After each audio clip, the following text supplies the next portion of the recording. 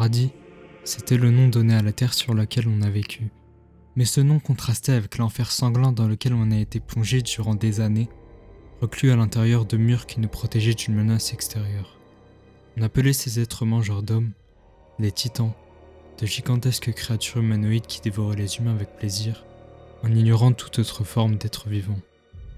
Avant ça, durant près d'un siècle, aucun titan n'avait réussi à franchir les murs. La paix prospérait et tout semblait être en ordre, jusqu'au jour où, soudainement, la tête d'un gigantesque titan surgit de nulle part et ouvrit une brèche dans le mur.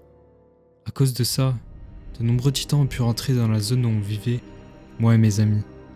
Nous avons pu échapper à leurs crocs, mais ce n'était pas le cas d'autres personnes, comme la mère des reines qui s'est fait dévorer devant ses yeux. On était loin d'imaginer que cet événement marquait le début d'une nouvelle ère dans l'histoire, le chaos après la paix. Comme on dit, c'est lorsque l'on baisse notre garde que l'on est le plus en danger.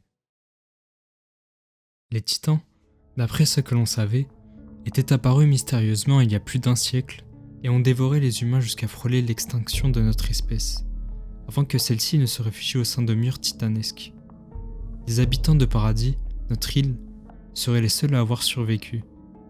Les titans font entre 3 et 15 mètres approximativement et sont dénués d'intelligence. Le point faible des titans est leur nuque, qui une fois tranchée permet de les abattre. 2 ans passèrent et, humiliés, c'est le mot qui décrivait le mieux la sensation qui nous hantait à l'intérieur de ces murs, pris au piège par ces monstres.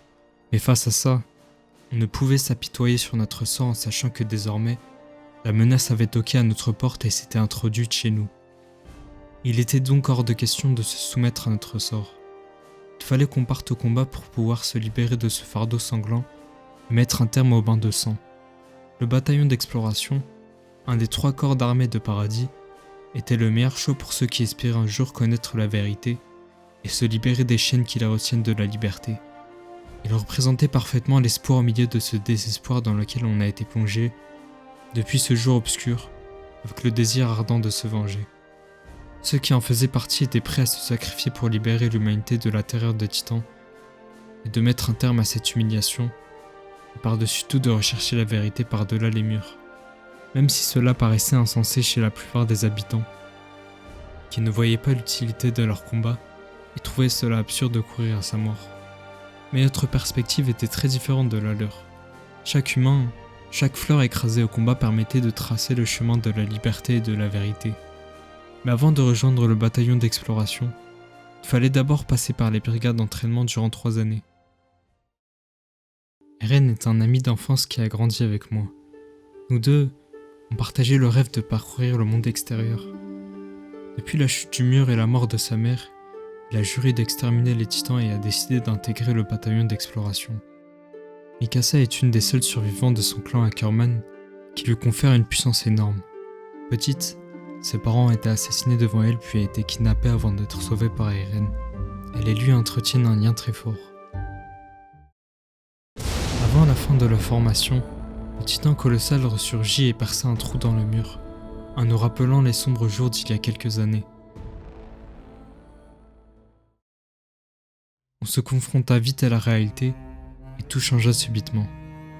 De la souffrance, du chagrin, de la peur, de la rage et du désespoir. C'était le prisme à travers lequel on voyait la vie désormais. Lutter alors que tout semble perdu, dans l'obscurité et le cauchemar d'être impuissant face à ces créatures, incapables de bouger devant cette menace. Même les soldats les plus expérimentés pouvaient mourir à la moindre seconde d'inattention. Nos camarades périssaient les uns après les autres, de manière atroce. À quoi bon vivre alors, si c'est la seule chose que la vie peut nous offrir? Les plus forts mangent les plus faibles, et ça a toujours été comme ça.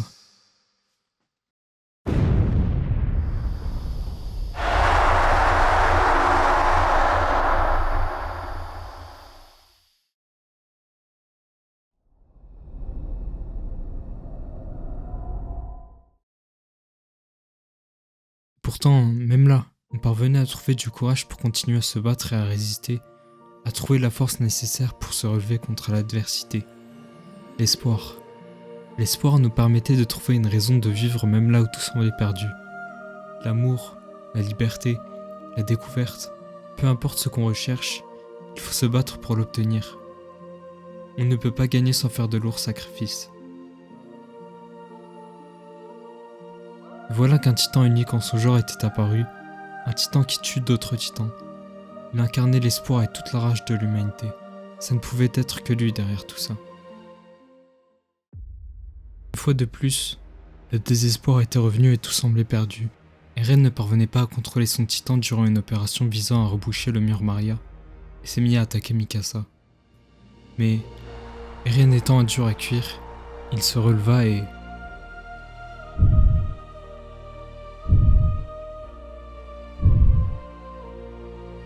L'étincelle de l'humanité se manifesta à nouveau, grâce à Eren. Porter le monde sur ses épaules, ça devait être incroyablement ardu. Mais on peut gagner une bataille si on résiste suffisamment. Et on leur a montré de quoi on était capable. Reboucher le trou du mur, ça nous a montré que l'humanité avait remporté sa première victoire décisive sur les titans. À force de persévérance et de détermination, on avance petit pas par petit pas sur le chemin de la vérité, en apprenant de nos erreurs et de l'échec pour continuer à avancer. C'est même ce que semble incarner le titan d'Eren. Surnommé le titan assaillant, depuis la nuit des temps et en traversant les âges, il a continué à avancer pour rechercher la vérité et la liberté, peu importe le prix à payer. J'ai toujours eu une appréhension envers le gouvernement de Paradis. Quelque chose clochait et peu de personnes semblaient s'en être rendu compte. Le monde extérieur était un sujet dont on avait l'interdiction formelle d'en parler, et je sentais déjà depuis longtemps que quelque chose allait mal tourner et qu'on ne serait pas protégé éternellement. Mes parents eux-mêmes ont été portés disparus après avoir tenté de franchir les murs en montgolfière. La justice était elle-même prisonnière d'une cage. Mais que se passe-t-il quand même l'ennemi se cache parmi nous? On a appris que même les monstres peuvent prendre une forme familière, porter le masque de l'humanité et se fondre dans la masse pour se cacher et nous trahir, quitte à devenir des diables déguisés.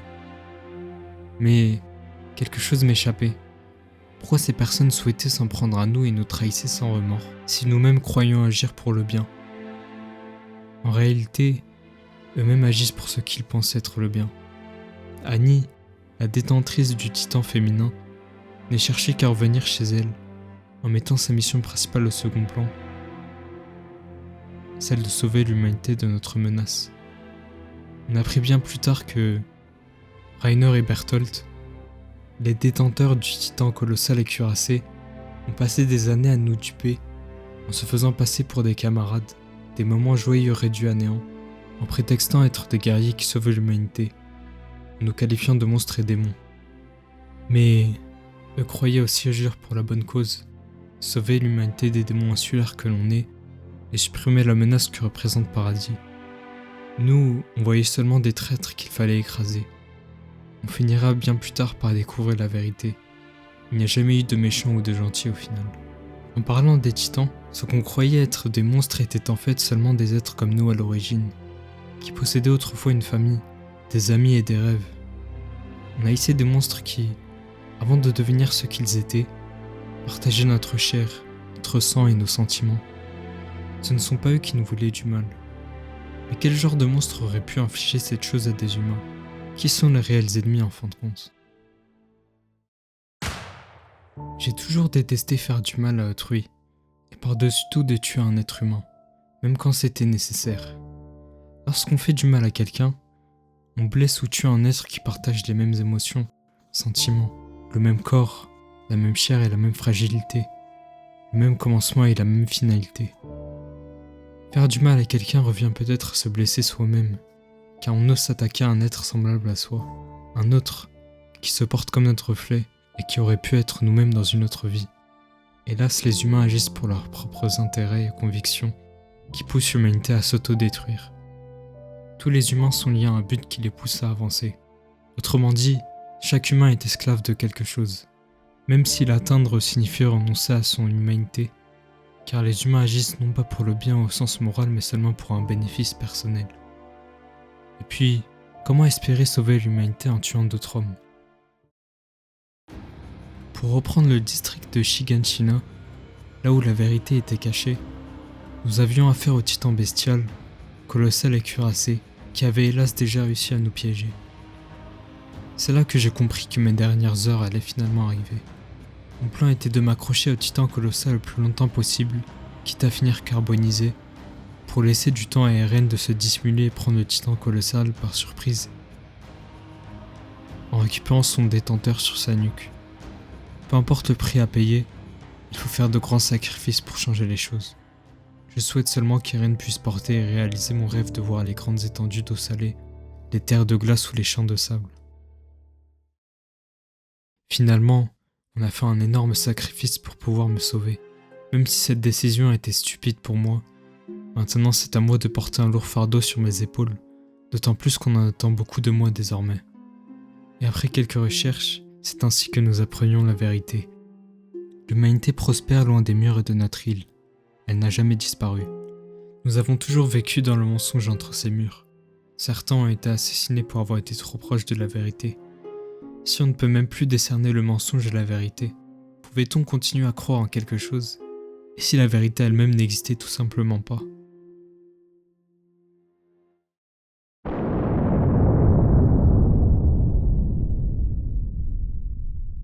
Ayant hérité d'une arme de destruction redoutable, je devais maintenant agir contre mon gré, en voyant depuis les hauteurs les massacres que j'ai commis sur des gens innocents. Avoir du sang sur la main était la pire chose à laquelle j'aurais pu penser. Moi, enfant, qui encaissais les coups sans jamais me venger, et incapable de faire du mal aux autres. Hélas, un grand pouvoir implique de grandes responsabilités, même si ça implique de devenir un criminel. La population de Mar, tout comme nous, a subi un lavage de cerveau orchestré par leur gouvernement. Haïr les Eldiens pour ce qu'ils sont, sans faire aucune distinction, pour des raisons absurdes et liées au passé, en utilisant la peur, le mensonge et la haine pour parvenir à leur fin. Les Eldiens sont considérés comme des ennemis qui menacent Mar, et dans cette optique, le racisme et d'autres sentiments négatifs commencent à apparaître. Les Eldiens de Paradis, alors surnommés les démons insulaires, sont pris pour cible et le désir de les exterminer devient une nécessité pour certaines personnes. L'ignorance et l'endoctrinement sont les principaux combustibles de la peur, et ces dernières permettent d'alimenter la haine. Les désirs ardents de l'homme pour la recherche du pouvoir, la conquête des territoires et l'exploitation des ressources le conduisent inlassablement vers des conflits. Les Eldiens de Mar, impuissants, se soumettent sans le savoir à cette doctrine à cause de la manipulation de leur gouvernement. La majorité d'entre eux ont subi un lavage de cerveau depuis l'enfance et haïssent ainsi leur propre peuple, responsable de leurs tourments, empêchant à la paix de voir le jour. La pression du gouvernement et la constante surveillance rend impossible toute tentative de paix. Une des raisons principales qui pourrait expliquer le refus de remettre en question les idées admises, c'est-à-dire les démons que sont les Eldiens, serait la peur de l'inconnu. Certains Eldiens de Mar qui ont vécu parmi nous ont découvert qu'on leur avait toujours menti, qu'on leur avait inculqué une idéologie absurde. Nous ne sommes en fait pas des monstres mais bien des humains comme eux, des semblables qui ont aussi vécu dans le mensonge. Tout comme eux, notre seul souhait était de vouloir une vie ordinaire. Nous avions aussi des rêves, une famille et des êtres qui nous étaient chers. C'est un des principaux défauts de l'homme d'être obsédé par ses propres intérêts sans considérer le point de vue d'autrui et se montrer compréhensif. L'humanité répète inlassablement les erreurs du passé et crée le cycle de la guerre. L'homme est ainsi responsable de sa propre souffrance, mais cette souffrance est causée principalement par ceux qui manipulent et dirigent la société. Ceux qui ne peuvent se rappeler du passé sont condamnés à répéter les mêmes erreurs. Malheureusement, Mar, qui n'a pas souhaité discuter pour trouver la paix, a finalement souffert des conséquences en réveillant l'arme d'anéantissement ultime provenant de Paradis. Peut-être bien que c'est lorsqu'on est confronté à la souffrance que l'on a infligée qu'on prend conscience de nos actes.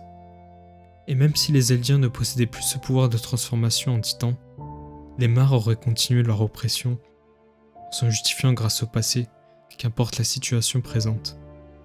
La priorisation des intérêts personnels mène à la division et au conflit entre individus. La vengeance n'a jamais été et ne sera jamais une solution. Dans notre situation, tout un peuple souffrait à cause des agissements de leurs ancêtres. Pourtant, c'était grâce à ça que le gouvernement se justifie et continue leurs oppressions, à cause d'un désir de rendre à l'autre ce qu'il m'a fait, sans réfléchir à une solution plus juste. Tant que l'humain sera prisonnier de sa rancune, le cycle de la violence continuera. Depuis petit, Eren a une profonde haine envers ses ennemis, que ce soit les titans puis plus tard les humains. Depuis l'enfance, il rêvait d'un monde rempli de paysages magnifiques, dépourvus d'humains, qu'on aurait pu explorer seul sans contrainte extérieure. Voir l'infinité de l'océan, ça serait la liberté, du moins jusqu'à ce qu'il apprenne la vérité. Pour lui, tant qu'il aura des ennemis, peu importe la distance, il ne sera jamais libre. À cause de la découverte de la vérité sur le passé qu'il recherchait tant pour accéder à la liberté, il s'est à nouveau retrouvé enchaîné, la liberté n'étant plus qu'un idéal lointain et inaccessible. Découvrir la vérité lui a fait perdre tout espoir. Sa philosophie est simple. Si tu ne te bats pas, tu meurs. Alors bats-toi pour vivre. Il semblait aussi avoir deux personnalités. D'un côté, une personne qui était accrochée à un idéal, faisant tout pour l'atteindre, mais il pouvait être aussi une personne à l'écoute, soucieuse des autres et bienveillante. Le jour où il aperçut le monde extérieur dans un livre et le jour où il réveilla son désir de liberté, son seul objectif, bien au-dessus de la paix. Pour lui, au-delà de la mer, se cachait un ennemi encore plus redoutable qu'avant. Il ne voyait plus que le futur. Et tant qu'il aura des ennemis, il ne sera pas libre et prendra la liberté de ceux qui lui la prennent. Chacun devrait être responsable de ses actes et personne ne devrait détester un autre à cause des agissements de ses ancêtres ou de son peuple. Un individu devrait être considéré pour ses valeurs et sa philosophie, et non son physique ou ses origines. En utilisant le dialogue, cette fin horrible aurait pu être évitée. Mais pour ça, il fallait du temps, de la compréhension mutuelle et une volonté de changer les choses. La discussion demande moins de ressources qu'une guerre, mais est aussi impactante qu'elle. La victoire n'a jamais été de rendre les coups, mais d'en encaisser et se relever, et pardonner même face à une injustice, car chacun mérite d'être en paix. Les moments de joie et de liberté dans la vie, ce serait peut-être d'apprécier les choses et moments simples, même lorsque tout semble vide autour de nous. Faire la course, contempler la nature, vouloir explorer le monde et les contrées reculées, vivre dans l'instant et apprécier ce qui nous semble peu important. Apprécier chaque moment passé en compagnie d'êtres chers et créer sans cesse de nouveaux liens avec les autres. Même dans l'obscurité et le désespoir, on peut continuer à prendre du plaisir dans les choses simples.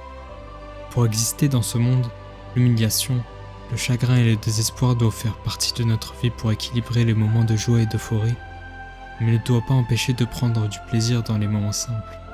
La véritable liberté, ce serait peut-être de trouver un sens à nos circonstances même lorsque la souffrance est omniprésente. Le monde peut parfois être cruel, mais il est cruellement magnifique.